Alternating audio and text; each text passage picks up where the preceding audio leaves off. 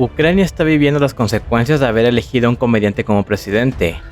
una decisión basada en engaños y puro populismo. La guerra está perdida,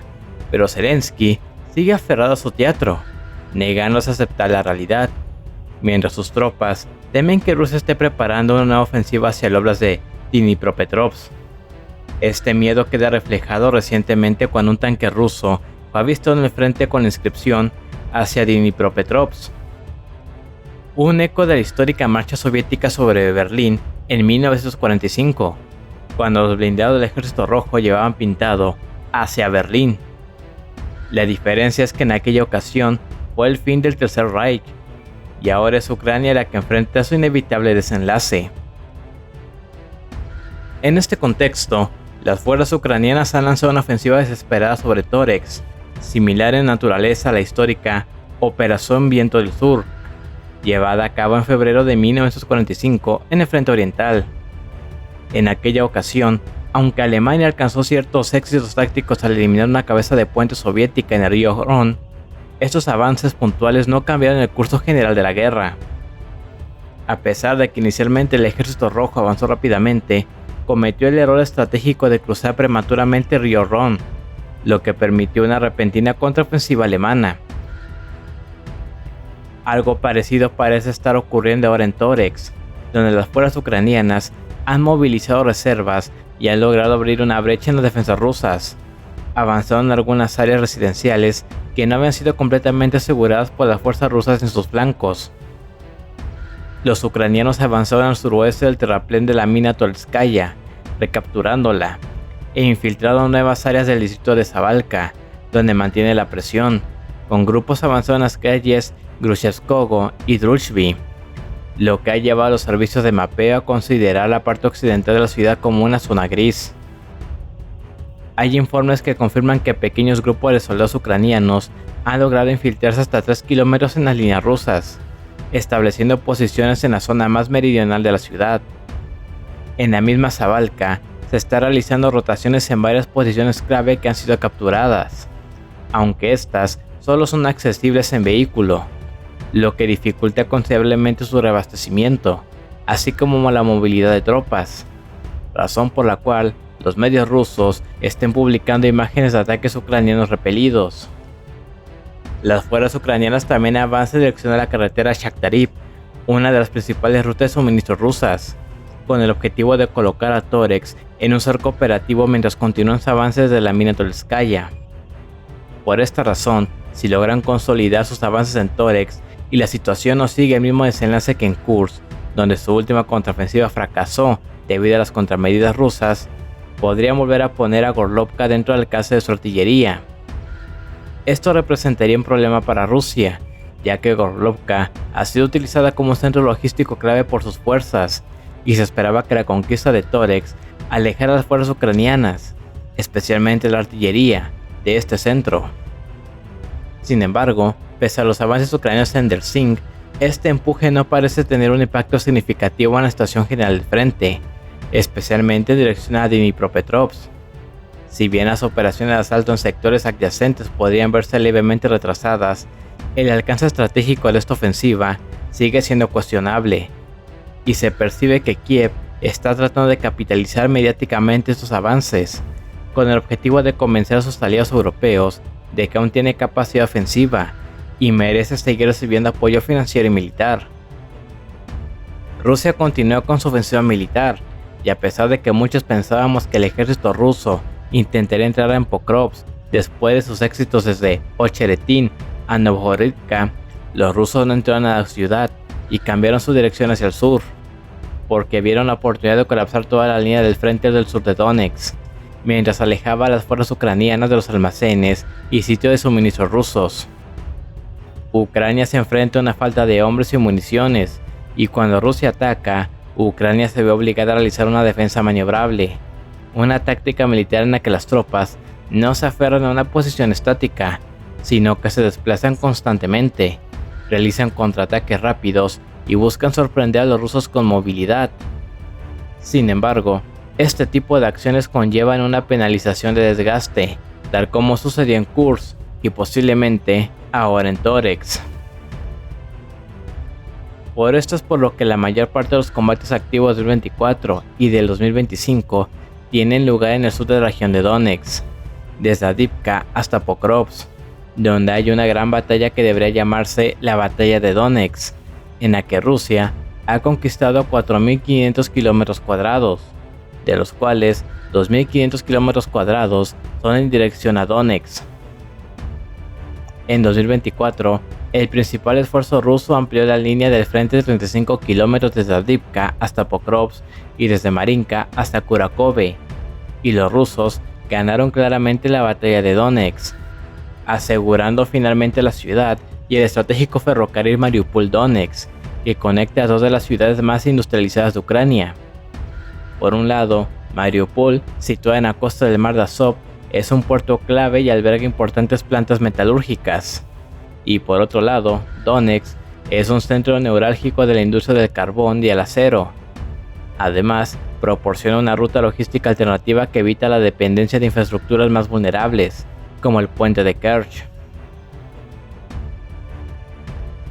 En un panorama general, la línea del frente está bien establecida,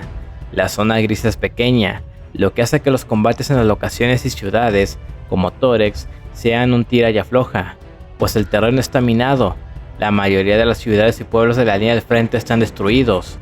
Hay trincheras por todas partes, y las posiciones estáticas sólidas son las más profundas.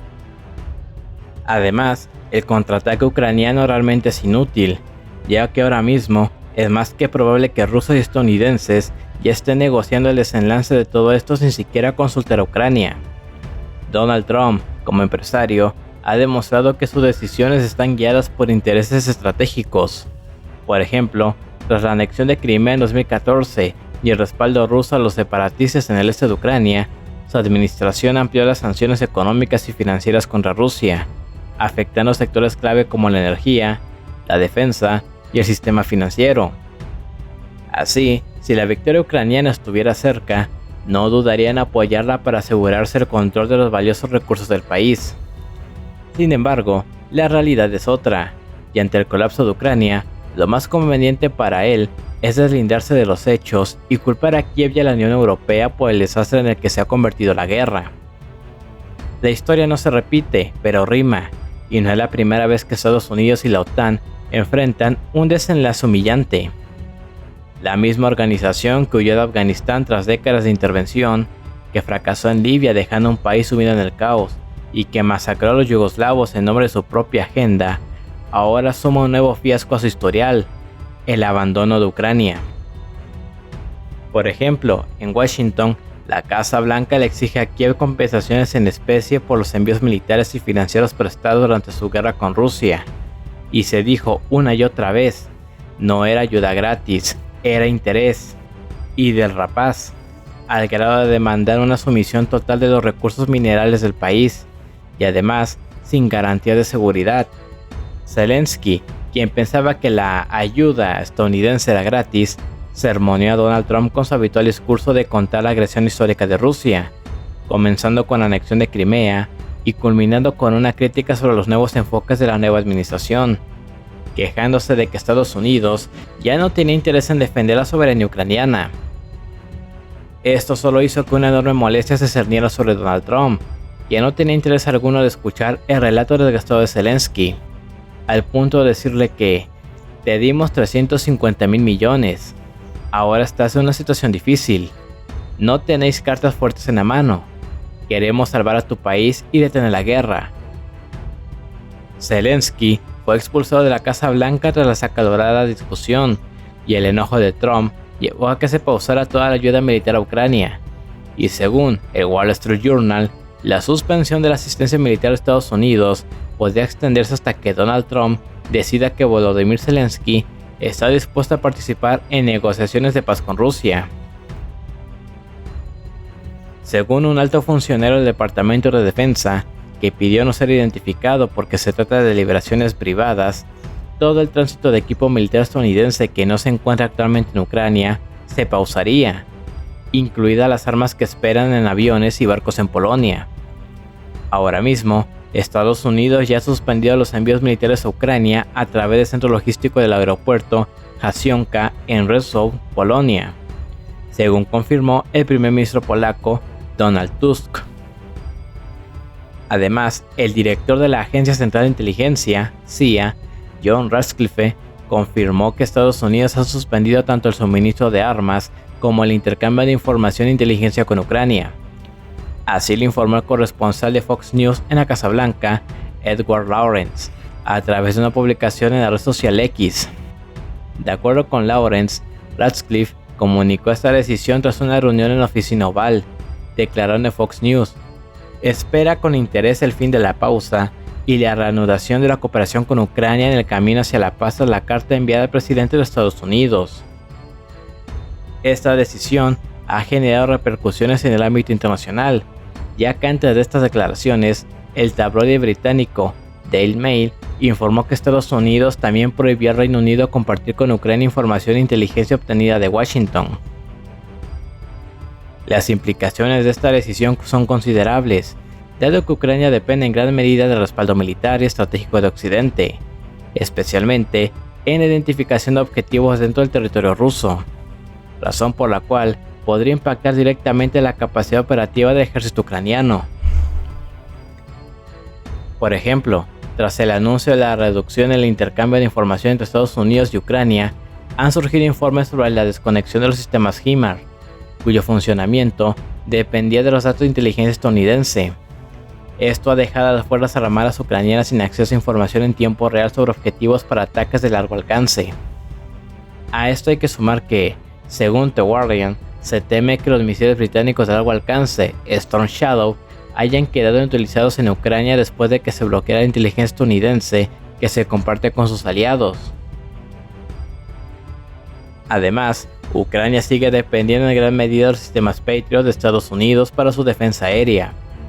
fundamentales para proteger las zonas de retaguardia de los bombardeos rusos, razón por la cual la escasez y eventual falta de misiles Patriot es probable que tenga graves impactos en la seguridad de la infraestructura crítica.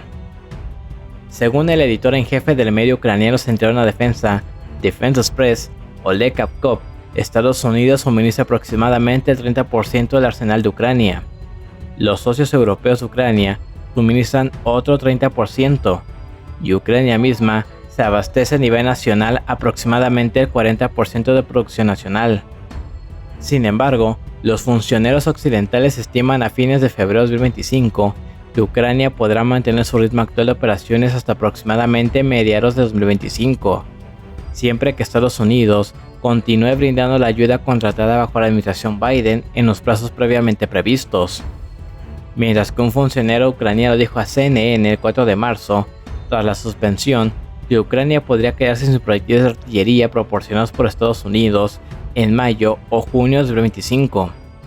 pero advirtió que los misiles de defensa aérea Patriot podrían agotarse en cuestión de semanas.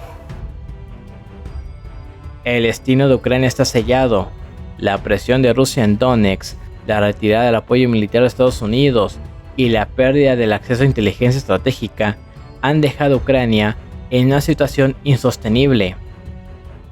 La guerra está perdida, y la única incógnita es cuánto más insistirá Zelensky en prolongar lo inevitable antes de que Ucrania se vea obligada a rendirse o negociar en términos aún más desfavorables.